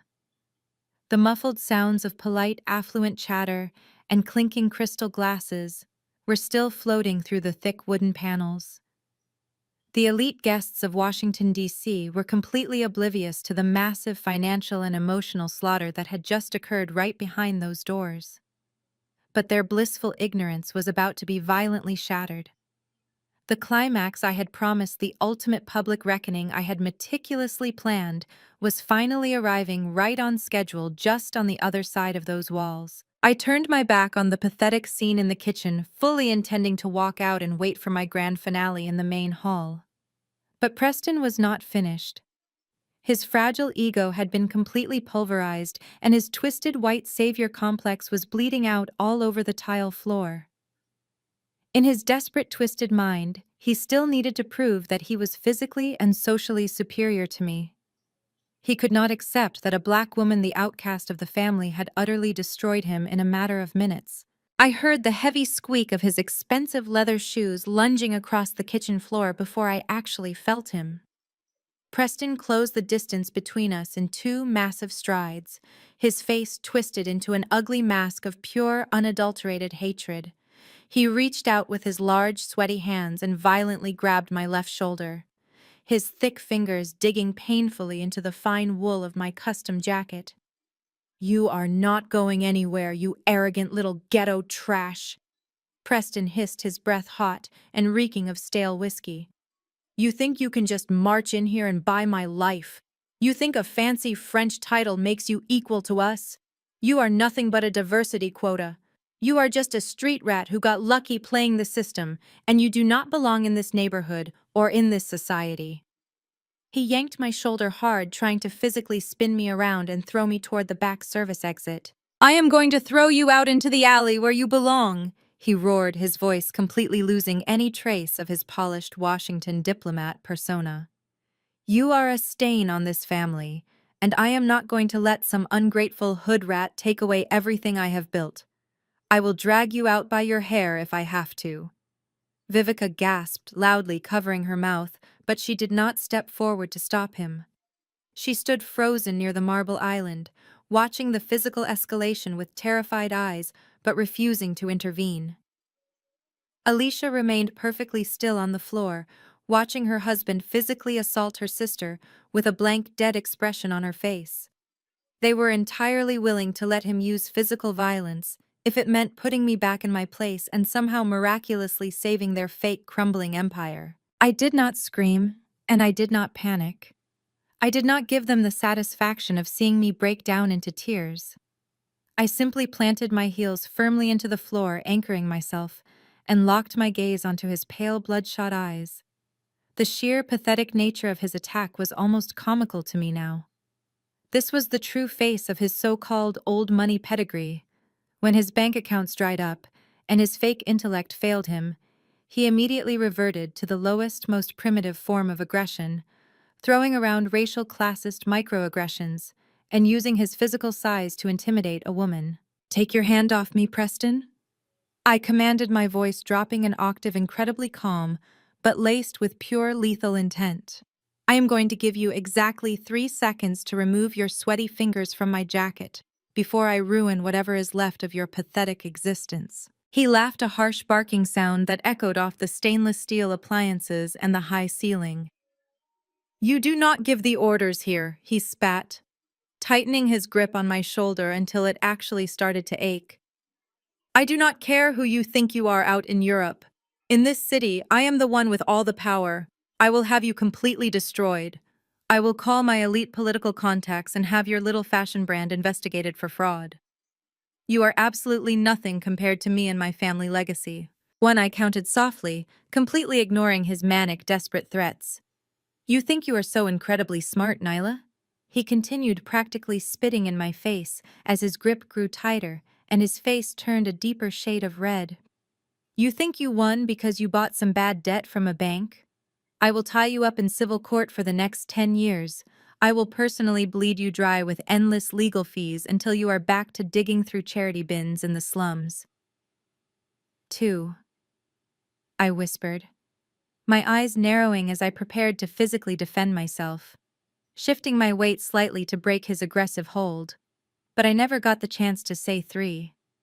Before Preston could yank me toward the back door, the thick, suffocating tension in the catering kitchen was violently shattered by a sound that made all 3 of them instantly freeze in their tracks. It was the heavy, resonant chiming of the grand front doorbell. It echoed loudly through the entire massive estate, cutting through the soft jazz music playing in the living room and piercing straight through the thick wooden doors of the kitchen. Preston instinctively loosened his grip on my shoulder, his head snapping toward the hallway like a frightened animal. Vivica scrambled up from the floor, her eyes wide with sudden renewed panic. The front doorbell was never supposed to ring during a private high society catered event. All the wealthy guests, the senators and local politicians, had already arrived hours ago. The heavy front gates were supposed to be firmly locked for the remainder of the evening to ensure complete privacy for the elite attendees. The doorbell chimed a second time, longer and much more insistent than the first. It was not the polite, hesitant ring of a lost delivery driver or a late party guest trying to sneak in unnoticed. It was the firm, demanding ring of someone who expected the heavy doors to be opened immediately. "Who is that?" Alicia whispered, her voice trembling, as she slowly pulled herself up from the cold tile floor, using the edge of the prep table for support. "Preston, did you invite someone else to the party?" "I did not invite anyone," Preston stammered, his face growing even paler, if that was somehow humanly possible. He completely let go of my shoulder, taking a clumsy step backward. His brief moment of violent, toxic bravado instantly evaporated into thin air, leaving him looking like a terrified little boy caught in a lie. He smoothed down his torn suit lapel, trying desperately to pull his shattered professional mask back into place before anyone else saw him. The loud chiming echoed a third time, followed by 3 heavy, authoritative knocks that physically shook the solid mahogany doors. The sound carried a distinct weight of absolute power that made the hair on the back of Preston's neck stand straight up. The entire kitchen fell deathly silent. Even the muffled sounds of the guests in the main living room suddenly stopped completely. The politicians and wealthy socialites had paused their networking conversations, entirely distracted by the incredibly aggressive knocking at the main entrance. I calmly lifted my hand and brushed my shoulder right where Preston's sweaty fingers had just wrinkled my immaculate jacket. I smoothed the fine obsidian wool, taking my time before looking at him with a cold, triumphant smile. "You were just talking about power, Preston," I said softly, stepping past his frozen, trembling form. "You were just bragging to me about your elite political contacts and how you run this entire city. Well, you should probably go answer the front door right now. I believe your final reality check has just arrived." I walked confidently toward the swinging kitchen doors, pushing them open and stepping back out into the bright light of the grand hallway. Behind me, Preston, Vivica, and Alicia hesitated for a tiny fraction of a second before scrambling to follow me, utterly terrified of what was waiting on the other side of that door. The grand finale of my sweet revenge was officially starting, and I was going to make sure they all had a front row seat to witness their own absolute destruction. I pushed through the swinging wooden doors of the kitchen and stepped back out into the bright light of the grand hallway. The contrast was incredibly jarring. Behind me, the kitchen was a total disaster zone filled with broken silver trays and the heavy stench of massive financial ruin.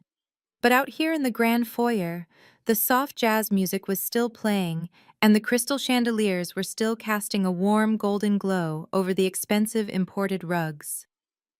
The wealthy guests of Washington, D.C. were completely oblivious to the fact that the actual owner of the house they were standing in was no longer Vivica Washington, but the very daughter she had just spent the entire night viciously mocking. I walked slowly toward the massive front entrance, my heels clicking softly against the polished marble floor. Preston, Vivica, and Alicia stumbled out of the kitchen right behind me. They looked like absolute wrecks. Preston's designer suit was torn, his face was bleeding from his wife's frantic scratches, and he was sweating profusely. Alicia was dragging the heavy emerald fabric of her cheap fake gown, her face streaked with ruined mascara. Vivica looked like a hollow ghost, desperately clinging to the walls for physical support. They were a pathetic parade of toxic vanity, completely stripped of their fake armor. The loud, demanding knocks echoed against the thick mahogany wood for a fourth time. In the main living room, the local politicians and affluent socialites had entirely stopped their networking conversations. The senator wives set down their champagne glasses, turning their heads to stare curiously at the entryway. Maria, the elderly housekeeper, who had worked for my family for nearly a decade, was standing near the door, her hands trembling nervously. She looked at my mother for permission to open it, but Vivica was too paralyzed by shock to even give a simple nod.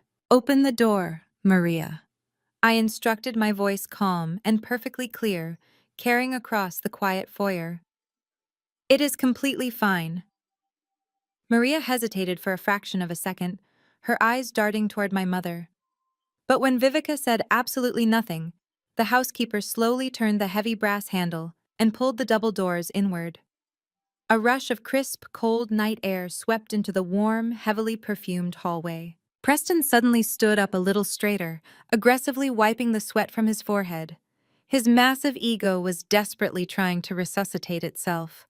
He genuinely believed his empty threat had somehow magically materialized. He thought the local police chief had arrived to personally arrest me and restore his fragile sense of absolute authority. He took a deep breath, attempting to puff out his chest and project the image of a powerful Washington lobbyist taking total control of a difficult domestic situation. But the people standing on the front porch were not local police officers. Two massive men stepped over the threshold, moving with a highly synchronized and lethal precision that instantly commanded the entire room. They were dressed in immaculate dark suits, their posture rigid, their eyes constantly scanning the immediate area for any potential threats. They both wore coiled acoustic earpieces, discreetly tucked behind their ears, and tiny lapel pins that caught the bright light of the chandelier. Anyone who lived and worked in Washington, D.C., instantly recognized that specific uniform. They were agents of the United States Secret Service. The sheer collective gasp that rippled through the living room was almost deafening.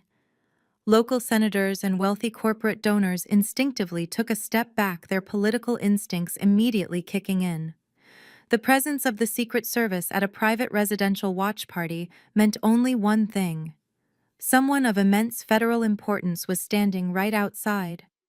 A third man stepped into the grand foyer, flanked closely by the two massive agents. He was an older, distinguished gentleman with silver hair, wearing a perfectly tailored charcoal suit and an expression of absolute, unquestionable authority. I knew exactly who he was because we had spoken on the phone several times over the past few weeks, coordinating the final intricate details of the inaugural gown. But the wealthy guests in the living room knew him for an entirely different reason. It was the White House Chief of Staff. The silence in the massive house became so profound you could actually hear the soft rustling of the silk dresses as the socialites nervously shifted their weight.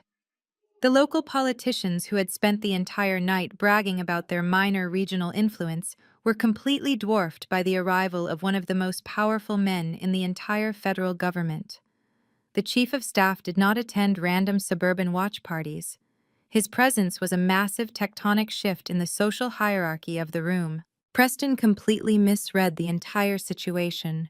His arrogant brain, heavily clouded by panic and his desperate need to maintain his facade, simply could not process why the Chief of Staff would be standing in his mother-in-law's foyer. So his default toxic instinct took over entirely. He saw a powerful man and immediately tried to leverage the moment to his own advantage. He shoved past Alicia, completely ignoring her quiet sob of protest, and practically sprinted toward the front door. He plastered a fake, confident smile across his bleeding face, attempting to hide his torn suit jacket by keeping his arm tightly pressed against his side. "Mr. Chief of Staff," Preston said, his voice loud and incredibly desperate, projecting false familiarity as he reached out his right hand for a firm handshake. "What an absolute honor to have you here tonight. I am Preston Harrington, managing partner at Harrington and Associates lobbying firm. We have actually been trying to get a meeting on your official schedule for the past 3 months regarding the new defense spending bill. Please come in and let me get you a drink. We were just dealing with a minor security issue, but my staff has it completely under control." He actually referred to me as a minor security issue.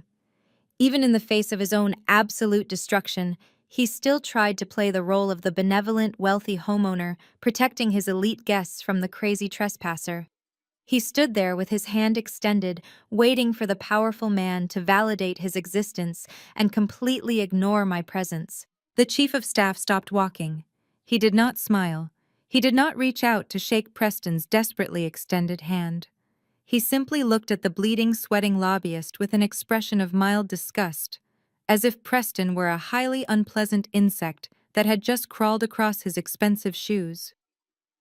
The two Secret Service agents simultaneously shifted their weight, placing themselves slightly between Preston and the Chief of Staff, their hands resting casually but dangerously near their waistbands. Preston slowly lowered his hand, his fake confident smile faltering as the incredibly awkward and humiliating rejection played out in front of every single important person in the room. The local politicians who had been hanging on to Preston's every word earlier in the evening were now actively looking away, pretending they did not even know him. The social death of Preston Harrington was happening in real time. The Chief of Staff looked past Preston, completely dismissing him from his reality. His sharp, intelligent eyes scanned the grand foyer and the shattered remains of my toxic family until they finally landed directly on me. His stern expression instantly softened into a look of profound, genuine respect. He completely stepped around Preston, leaving the arrogant lobbyist standing frozen in the middle of the marble floor. The Chief of Staff walked straight toward me, his polished shoes echoing softly in the dead, silent room. The guests parted like the Red Sea, creating a wide, clear path for him. Vivica pressed her back against the wall, her eyes bulging out of her head in pure, unadulterated shock. Alicia covered her mouth to muffle a tiny squeak of terror. They watched in absolute horror as the most powerful political operative in Washington, D.C., stopped right in front of the daughter they had violently thrown away and respectfully bowed his head. The chief of staff stood perfectly straight after his respectful bow, completely ignoring the absolute chaos and the terrified wealthy guests surrounding us. "Mrs. Washington," he said, his voice projecting a calm, absolute authority that echoed off the high marble ceilings. "The presidential motorcade is waiting for you outside. The First Lady specifically requested your presence for the opening dance. She refuses to take the floor until the brilliant woman who created her gown is standing right beside her." The collective gasp that swept through the living room was so loud it sounded like all the oxygen was being simultaneously sucked out of the massive space. The senators' wives, the corporate donors, the elite local politicians, they all stared at me with wide, unblinking eyes. The narrative my mother had carefully spun for the last 8 years was instantly obliterated by a single sentence from the White House Chief of Staff. I was not a failure. I was not a charity case. I was a globally recognized visionary who commanded the respect of the highest office in the nation. I watched my mother out of the corner of my eye. Vivica Washington, the woman who had worshipped political power and social status. Her entire miserable life finally reached her absolute breaking point. Her trembling legs completely gave out beneath her. She dropped to her knees, hitting the hard marble floor with a dull, sickening thud. She did not try to catch herself. She just knelt there, the ruined fabric of her backup dress pooling around her, staring up at me as if I were a terrifying divine entity she had accidentally cursed. Her hands lay limp at her sides, her face completely blank as the sheer magnitude of her colossal mistake finally broke her mind.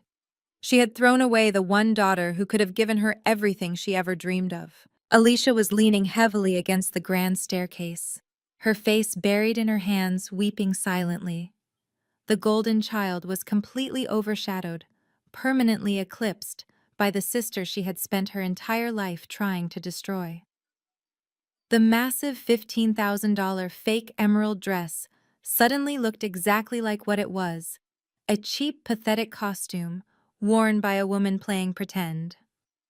The wealthy friends she had invited to show off her perfect marriage were now actively whispering and pointing at her ruin. "Thank you, Mr. Chief of Staff," I replied, my voice perfectly level, betraying none of the immense satisfaction surging through my veins. "Please inform the First Lady that I am honored, and I will be right out." He nodded once, his expression filled with genuine admiration. "We will clear a path for you, Mrs. Washington," he said, gesturing to the 2 massive Secret Service agents who immediately stepped forward to secure the immediate perimeter. But before I could take a single step toward the heavy mahogany doors, Preston suddenly lunged forward, breaking the invisible barrier of respect the room had just established. He was completely unhinged, driven by pure blind desperation. His entire firm was bankrupt, his marriage was destroyed, and his massive ego was bleeding out on the floor. He saw the Chief of Staff as his absolute last lifeline. "Sir!" "Please," Preston begged, stepping right into the path of the Chief of Staff, his hands raised in a pathetic gesture of submission. "Mr. Chief of Staff, you have to listen to me. I am Preston Harrington. My firm handles major defense contracts. We have been unfairly targeted by the administration. Our cybersecurity initiatives were completely stripped without cause. If I could just get 5 minutes of your time in your office next week, I can prove the massive value we bring to the federal government. Please, I am begging you." The Chief of Staff stopped and looked at Preston with an expression of pure icy disdain. He did not say a single word. He did not even acknowledge the frantic, desperate lobbyist as a human being. He simply looked at the 2 Secret Service agents who immediately placed their massive hands firmly on Preston's chest, physically shoving him backward with effortless force. Preston stumbled, completely losing his balance and crashing into a small decorative table, sending a crystal vase shattering onto the marble floor. He stayed there, panting heavily, his eyes darting frantically between me and the powerful man standing next to me. His torn suit jacket and bleeding face made him look like a common street brawler entirely out of place in a room full of high society elites. I took a slow, deliberate step toward Preston, looking down at his pathetic, crumpled form. You really do not understand how any of this works, do you, Preston? I asked, my voice cold and incredibly sharp. You think the federal government just randomly decided to pull your massive defense contracts? You think it was just a string of bad luck or a routine administrative audit? Preston froze, his eyes widening as a new, fresh wave of absolute terror washed over him. What are you saying? He whispered, his voice cracking horribly. I am saying that the current administration heavily relies on the strategic financial guidance of major global equity firms, I explained, watching the brutal truth slowly tear his mind apart. Firms like Nova Holdings. When the White House asked for a comprehensive review of highly vulnerable government contractors, my private equity firm provided the heavily detailed intelligence report. We specifically highlighted the massive internal corruption, the gross financial mismanagement, and the severe security risks actively operating inside Harrington and Associates. The entire room was dead silent, hanging on to my every word. The local politicians who used to do business with Preston were now physically backing away from him, terrified that his toxic radiation would somehow infect their own careers. The senator who had been drinking Preston's champagne earlier turned his back entirely, refusing to even make eye contact with the disgraced lobbyist. I did not just buy my mother's debt, Preston. I continued, my voice echoing flawlessly in the grand foyer. I am the exact reason you lost the aerospace contract. I am the exact reason the Department of Defense completely pulled your cybersecurity initiative. I personally advised the administration to sever all federal ties with your firm, because a man who steals from his own wife to pay off black market gambling debts cannot be trusted with national security. Preston let out a sound that was barely human. It was a high-pitched, wheezing gasp of pure, unadulterated devastation. The massive illusion of his white savior complex, his old money arrogance, his absolute certainty that he was untouchable, it all instantly vaporized. He realized that while he was busy mocking my clothes and offering me a job as a janitor, I had systematically and ruthlessly dismantled his entire life from the highest levels of global power. I had not just beaten him in an argument, I had completely erased his existence from the very city he thought he owned. He did not scream. He did not try to argue. The absolute crushing weight of his reality completely broke him physically and mentally. His knees buckled and he collapsed entirely onto the marble floor right next to the shattered pieces of the crystal vase. He curled into a tight, pathetic ball, wrapping his arms around his head as heavy, uncontrollable sobs racked his entire body. The powerful, untouchable Washington lobbyist was reduced to a weeping, shattered mess on the floor of the house he no longer owned. Alicia did not even look at him. She just continued to cry into her hands, mourning the loss of her superficial life. Vivica remained completely frozen on her knees, staring blankly at the wall, unable to process the total destruction of her social empire. The perfect, wealthy family was nothing more than a pile of burning ash, and I was the one holding the match.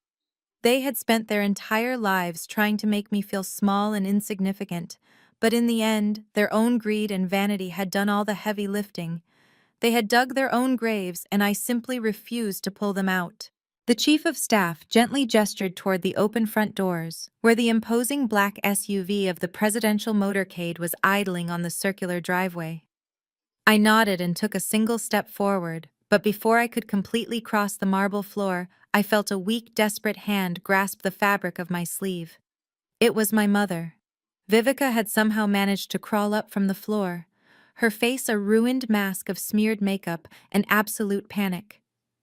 "Nyla, please," she begged, her voice cracking into a high-pitched whine that echoed in the silent foyer.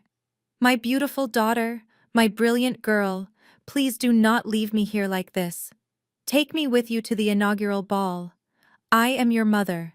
I should be standing right next to you on that red carpet. We can show the whole world what a perfect family we are.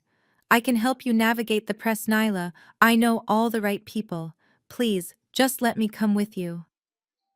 I looked down at her grasping hand and felt absolutely nothing. The desperate woman begging for a photo op was a complete stranger to me now.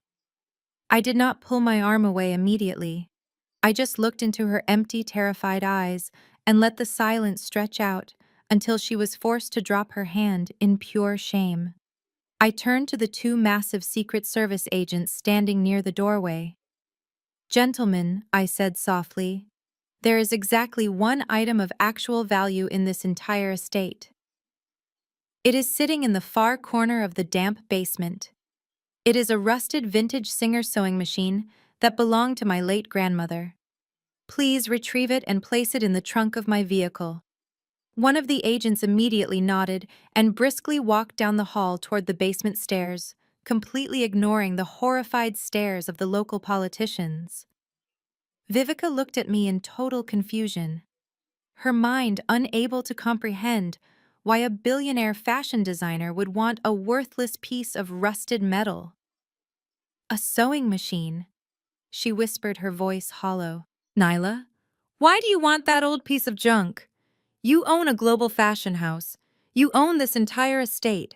I looked around the grand foyer, taking in the crystal chandeliers, the imported rugs, and the terrified affluent guests who were actively pretending they were not witnessing the complete collapse of the Washington family. "You can keep the empty house, Vivica," I told her, my voice echoing with finality. "You can sit in it for your last 30 days and stare at the expensive walls. You can keep the fake designer dresses and the meaningless social titles. I am taking the only thing in this entire building that actually has a soul." My grandmother was the only person who ever believed in my talent. She taught me how to thread a needle when my own mother told me I was a worthless burden. That rusted machine built my empire. This house just built a prison. The Secret Service agent returned a few moments later, effortlessly carrying the heavy cast-iron sewing machine as if it weighed absolutely nothing. He carried it out the front doors past the stunned faces of the wealthy socialites. I turned away from Vivica and began to walk toward the exit. My head held high, my steps perfectly measured. Behind me, the absolute silence of the grand foyer finally broke. It did not break with polite conversation, but with the vicious, ugly sounds of a toxic family turning on itself. Alicia suddenly shrieked at Preston, her voice filled with pure venom, blaming him for ruining her life and leaving her homeless. Preston screamed right back at her, his voice completely unhinged, blaming her massive vanity for his financial ruin. Vivica began to wail loudly, entirely consumed by her own tragic downfall. They were trapped in a hell of their own making, tearing each other apart like starving animals fighting over scraps. I did not look back. I crossed the threshold of the heavy mahogany doors and stepped out into the crisp, cool night air of Washington, D.C. The moment my shoes touched the front porch, a massive, blinding wave of camera flashes lit up the dark night. The press corps had somehow discovered the location of the watch party, and they were crowded around the bottom of the driveway, their cameras clicking furiously to capture the newly revealed designer of the First Lady. The Secret Service agents quickly flanked me, creating a secure barrier between me and the flashing lights. The Chief of Staff walked beside me, leading me directly to the waiting armored SUV. The heavy door was pulled open, and I slid into the luxurious leather seat. The vintage Singer sewing machine was safely secured in the back. As the massive vehicle slowly pulled away from the curb, the flashing lights of the cameras faded into the distance. The sounds of my family screaming and weeping were entirely gone, replaced by the quiet hum of the powerful engine and the soft rhythm of my own steady breathing. I looked out the tinted window, watching the dark silhouette of the city skyline roll by. For so many years, I had allowed those people to weave my narrative. I had let them stitch my self-worth using threads of guilt, shame, and cruel manipulation. I had believed that because we shared the same blood, I was permanently obligated to endure their poison. But the greatest freedom in life comes from realizing that you hold the scissors. You have the absolute power to cut the toxic ties that bind you to people who only want to drag you down. You do not have to accept the ugly, ill-fitting garment your family tries to force you into. You can simply walk away entirely unapologetic and weave your own destiny. My mother burned my clothes because she wanted to destroy my future. But all she did was teach me how to rise from the ashes. The wounds they inflicted had finally turned into scars, and those scars were the foundation of an empire they could never touch. I was no longer the ungrateful daughter or the tragic black sheep. I was exactly who I chose to be. And tonight, as I rode toward the White House, I knew my true life was just beginning. The greatest lesson I learned from walking away is that family is not always defined by blood. Sometimes the people who should protect you are the ones holding the match to burn your dreams. But you do not have to accept the toxic narrative they write for you. True power comes from recognizing your own worth and refusing to let arrogant people dictate your future. You cannot build a healthy life while staying anchored to a poisoned foundation. The most profound act of self-love is closing the door on those who never saw your value and finally choosing yourself. If this story resonated with you, please hit the like button and subscribe to share your own journey of cutting toxic ties in the comments below.